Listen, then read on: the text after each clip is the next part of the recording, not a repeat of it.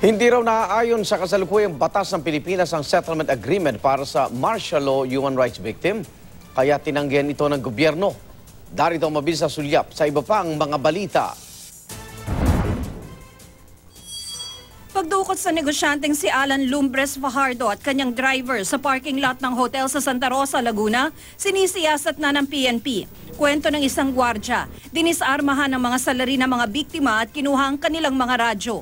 Pinadapa naman ng ilang guest sa hotel, saka mabilisang inilabas at isinakay sa sasakyan sina Fajardo. Naniniwala ang abogado ni Fajardo na posibleng may kinalaman ang pagdukot sa mga nagawang accomplishment ng kanyang kliyente bilang anti-crime czar ng Tanawan, Batangas noong panahon ng pinaslang na Mayor Antonio Halili.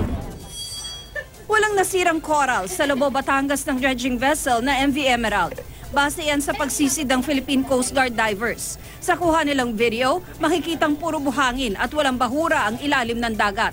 30 meters ang lalim nito. Matapos bawiin ng DENR ang ECC ng Seagate at hindi pagbigay ng bayan ng Lobo ng permit sa kumpanya, gusto nang pauwiin ng alkalde ng Lobo ang barko at ang Chinese crew nito.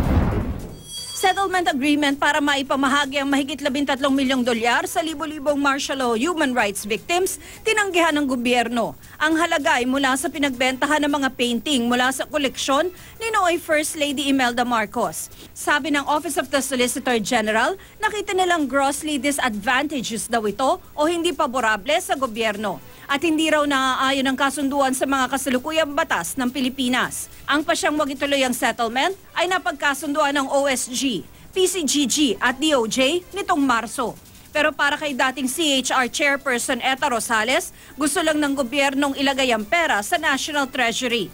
Base anya sa International Human Rights Treaties kung saan bahagi ang Pilipinas, nakasaad na dapat bigyan ng compensation ang mga biktima ng human rights violations.